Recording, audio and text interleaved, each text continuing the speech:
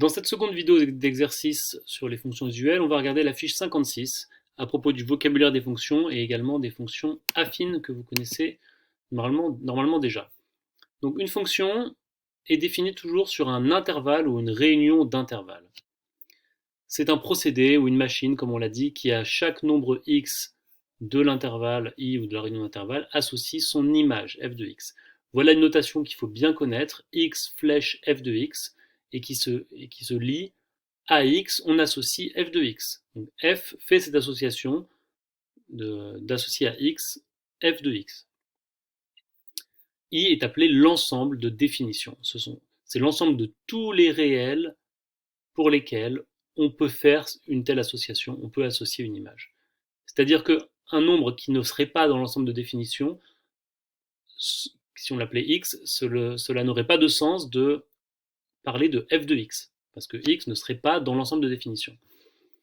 Une fonction affine, c'est un type de fonction particulier qui peut être défini par une formule de cette forme-là, où a et b sont des nombres fixés, des nombres donnés, par exemple 4 et 6. Ils ne bougent plus. X, c'est la variable. X peut être n'importe quel réel, parce que le domaine de définition d'une fonction affine, c'est R, l'ensemble de tous les réels. Et l'image de X, c'est A fois X plus B. A est appelé le coefficient directeur et B est appelé l'ordonnée à l'origine. C'est quelque chose qui peut s'interpréter sur la représentation graphique d'une telle fonction. Parce qu'une telle fonction sera toujours représentée par une droite. Et le coefficient directeur petit a, c'est ce qu'on appelle aussi la pente de la droite. Ça représente de combien on monte lorsqu'on avance de 1. Lorsqu'on fait plus 1, de combien on va monter ou descendre, si a est négatif. Et enfin, petit b, c'est ce qu'on appelle l'ordonnée à l'origine. C'est la valeur de l'ordonnée pour un point de la droite dont l'abscisse vaut 0, pour le point dont l'abscisse vaut 0. C'est où est-ce qu'on passe sur cet axe, où est-ce que la droite coupe cet axe-là, l'ordonnée à l'origine. On a deux cas particuliers de fonctions affines, c'est le cas de la fonction linéaire, c'est lorsque b vaut 0, dans ce cas-là la fonction elle est plus que de la forme f de x égale a fois x, et un autre cas particulier c'est lorsque a est égal à 0, et cette fois on dit qu'on a une fonction constante, puisqu'elle est de la forme f de x égale b, ça ne dépend plus de x. Lorsque la fonction est linéaire, b égale 0, ça veut dire que la droite correspondante passe par l'origine. Et lorsque a est égal à 0, ça veut dire que la droite correspondante est horizontale. C'est constant, ça reste toujours à la même hauteur, à la même ordonnée. Voilà pour un petit résumé des éléments de ce début de chapitre. Regardons le premier exercice. On a une fonction affine qui est définie par cette formule 5x moins 8. C'est bien une fonction affine, c'est bien de la forme a fois x plus b. A est égal à 5, b est égal à moins 8. Attention au signe. On demande de calculer l'image de 10 par f. Eh bien, il suffit simplement de remplacer x par 10. 5 fois 10, ça fait 50, moins 8, ça fait 42. Donc l'image de 10, c'est 42. On demande aussi de trouver l'antécédent de 7 par f. Alors, j'en ai pas parlé, mais il se trouve que pour les fonctions affines, qui ne sont pas constantes, donc avec un coefficient directeur non nul, il n'y a qu'un seul antécédent à chaque fois, donc c'est pour ça qu'on peut bien dire l'antécédent. L'antécédent de 7 par f, cette fois c'est le contraire, il faut trouver x pour que l'image f de x soit égale à 7. Donc il faudrait dans cette formule remplacer f de x par 7 et trouver le x. Ça revient à résoudre une équation. On écrit 7 égale 5x moins 8 et on résout cette équation. On a déjà fait ça. Et voilà la formule, le corrigé. Donc le petit a, comme je le disais, ça fait 42, ça c'est très facile. Le petit b c'est un peu plus compliqué parce qu'il faut résoudre une équation, donc f de x égale 7, c'est-à-dire 5x moins 8 égale 7. Comment on fait ça? Vous savez faire, normalement on rajoute 8 des deux côtés, donc ça fait 5x égale 15, et on divise par 5 des deux côtés, ça fait x égale 15 sur 5, c'est-à-dire 3. Et donc l'antécédent de 7, c'est 3. Ça veut dire que l'image de 3, c'est 7. On peut le vérifier, si on fait 5 fois 3, 15, moins 8, 7, on retombe bien sur 7. Passons à l'exercice suivant. On a un repère et on a une droite D qui est la représentation graphique d'une certaine fonction affine qui est définie ici. g de x égale moins 1,5x plus 4. D'abord, on demande de calculer g de 0 et g de 2. Comment on fait ça? On remplace x par 0 et on remplace x par 2. Si on remplace x par 0, on trouve tout simplement l'ordonnée à l'origine, puisqu'en fait on annule cette partie-là et on retrouve 4, c'est l'image de 0, c'est l'endroit par lequel passe, c'est le point, c'est l'ordonnée au niveau de l'intersection de la droite D avec l'axe des ordonnées.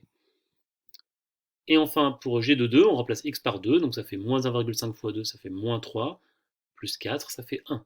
Donc on trouve g de 0 égale 1, et g de 0 égale 4, pardon, et g de 2 égale 1, comme vous le voyez ici. Pour la question B et C, en fait, il suffit de tracer la droite, donc vous le voyez ici. Alors, pour tracer la droite qui représente une fonction affine, il suffit d'avoir 2 points. Et là, justement, ça tombe bien, on a 2 points, puisqu'on a déjà le point E qui correspond à l'ordonnée à l'origine, donc l'abscisse c'est 0 et l'ordonnée c'est 4. Et on a aussi le point F, dont l'abscisse est égale à 2 et l'ordonnée est égale à g de 2, l'image de 2, et ça valait 1. Donc on a ces deux points E et F, et comme on sait que une fonction affine est représentée par une droite, dès qu'on a 2 points, eh bien il suffit de relier ces 2 points et ça nous donne la droite qui représente la fonction. Donc voilà, je viens de résumer en fait tout ce qui était demandé à la question B et la question C. Voilà.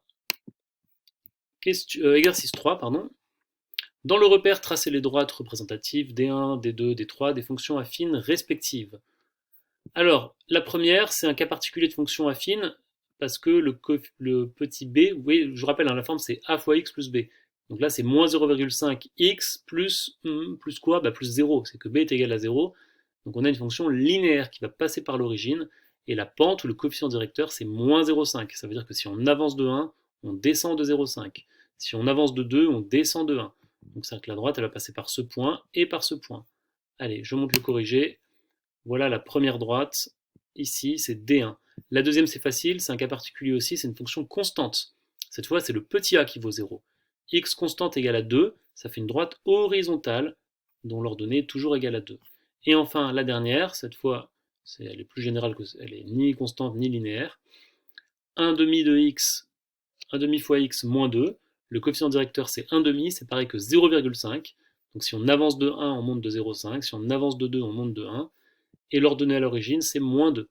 Donc la droite passe par ce point, d'abscisse 0 et d'ordonnée moins 2. Et il nous faut un deuxième point pour pouvoir tracer la droite. Et bien par exemple, on peut prendre ce point-là d'abscisse 4 et d'ordonnée 0, parce que si on remplace x par 4, ça fait 1 demi fois 4, ça fait 2, moins 2, 0, donc on passe ici. La droite passe aussi ici. Voilà pour l'exercice 3. On va regarder un petit peu l'exercice à 2 étoiles. On va peut-être pas tous les faire, ça dépend du temps qui restera. Regardons déjà l'exercice 4. Donc on a une fonction p qui, au nombre x choisi, associe le résultat obtenu avec ce programme. Donc là on a une espèce d'algorithme, un petit programme. X c'est un nombre réel. Qu'est-ce qu'on fait avec ce nombre réel? On rajoute 7 et ensuite on multiplie par 3. Alors, petit a, il faut exprimer p de x en fonction de x. Donc il faut voir quel calcul on fait sur x pour voir à la fin quelle formule on peut écrire pour p de x, l'image de x par ce programme, par cette fonction. Donc au début on fait x plus 7, et ensuite on multiplie tout par 3. Donc ça fera 3 fois x plus 7. Attention, il faut bien mettre des parenthèses autour de x plus 7, puisque c'est x plus 7 qui en entier est multiplié par 3.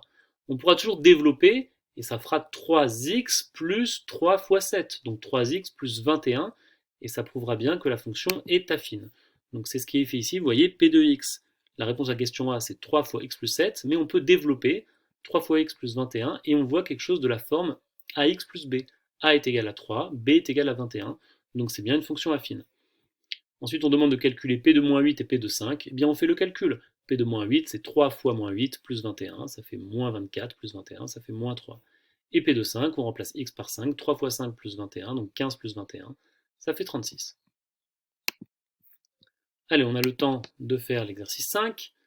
Lire le coefficient directeur et l'ordonnée à l'origine de la droite tracée dans ce repère, puis indiquer la fonction affine qu'elle représente.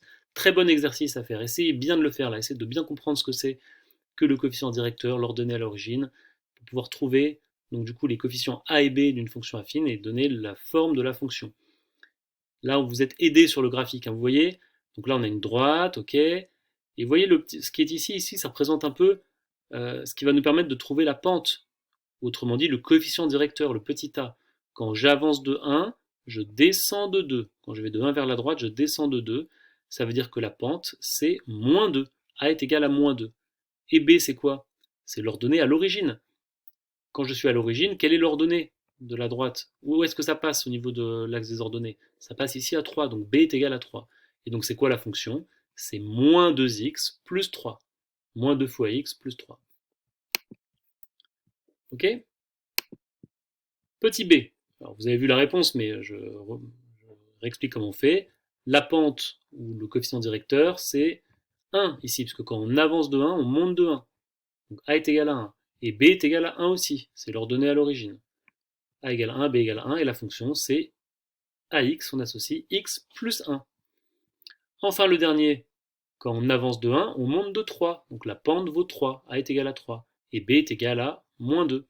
La fonction c'est x associe 3x moins 2. Voilà, je remonte le corrigé, donc vous voyez x plus 1 pour le petit b et 3x moins 2 pour le petit c. On a le temps de faire l'exercice 6. Dans ce repère, les droites d et d' représentent respectivement les fonctions affines f et g. Donc on a deux fonctions affines représentées par chacune de ces deux droites. Donnez les expressions de f et de g. Donc en fait c'est comme l'exercice d'avant, mais cette fois vous avez moins d'aide. Alors, commençons par regarder la droite d qui représente la fonction f. Le point B qui est ici, c'est celui qui va nous permettre de donner l'ordonnée à l'origine. À l'origine, l'ordonnée, c'est moins 2. Donc ça nous donnera le petit b dans la formulation, dans la formule de cette fonction affine. Comment avoir la pente? Comment avoir le coefficient petit a? Il faut voir de combien on monte lorsqu'on avance de 1. Alors, si vous avancez de 1, on peut partir d'ici, par exemple, on avance de 1, de combien on monte? Pas de beaucoup, on a l'impression qu'on monte un peu de 0,5. Une autre façon de faire, ça on pourra en reparler, en fait, de façon très générale, vous faites le rapport, j'en ai déjà parlé d'ailleurs, vous faites la division, le rapport entre un déplacement, n'importe quel déplacement vertical, par n'importe quel déplacement horizontal. Donc on verra la formule générale qui permet d'écrire ça. Mais vous voyez qu'on va de B à C. On va de B à C. De combien on avance en abscisse? On avance de 4. Ok. Et de combien on avance en ordonnée? On avance de 2. Donc on avance de 4, plus 4 en abscisse, plus 2 en ordonnée. Et bien la pente, ça va être le rapport plus 2 divisé par plus 4. 2 sur 4. Et 2 sur 4, ça fait 0,5, ça fait 1 demi. Donc c'est la pente de cette droite, c'est le coefficient directeur. Donc ordonnée à l'origine, moins 2, pente 0,5 ou 1 demi. Donc la fonction f, sa formule, la forme de cette fonction, c'est f de x égale 1 demi de x plus moins 2. Donc 1 demi de x moins 2 ou 0,5x moins 2. Voilà le corrigé. Alors là, ils ont commencé par g, donc le f est en deuxième. Ce que je disais, f de x égale 1 demi de x moins 2. Regardons l'autre fonction, petit g, c'est le même principe. Cette fois, vous voyez, la droite, elle descend. Quand on va vers la gauche, ça descend. Le coefficient directeur sera négatif. L'ordonnée à l'origine, c'est 0. Vous voyez, puisque ça passe par l'origine. Donc ce sera une fonction linéaire. Il n'y aura pas de petit b. Ce sera simplement de la forme g de x égale ax. Donc il faut simplement trouver le petit a, la pente, le coefficient directeur. Quand on avance de 1, de combien on descend? Quand on avance de 2, on descend de 3. Vous voyez, si je vais de 0 à A, je fais plus 2, je regarde les x croissants, et bien ça descend, les y descendent de 3. Et bien on fait le rapport 3, enfin moins 3, pardon, parce que ça descend, moins 3 divisé par 2, moins 3 demi. Donc c'est ça la pente. Voilà, c'est ce qui est expliqué ici. D' passe par le point de coordonnées 2, moins 3. Alors c'est une autre façon de faire ici, hein, c'est qu'en fait, voilà, c'est une autre façon de faire intéressante aussi, c'est d'écrire la formule générale de g de x égale ax, et après d'injecter dedans une valeur particulière. Donc là, c'est le point A, on remplace x par 2, et on remplace g de x par moins 3, puisque moins 3 est l'image de 2, puisque A est sur la droite. Donc on remplace g de x par moins 3 et x par 2, et ça nous fait trouver petit a. On trouve moins 3 demi. Voilà, et donc la formule de g de x, c'est moins 3 demi fois x. J'espère que tout ça va être OK pour vous. Bon courage dans le travail. N'hésitez pas à revenir sur tous ces exercices pour vraiment bien comprendre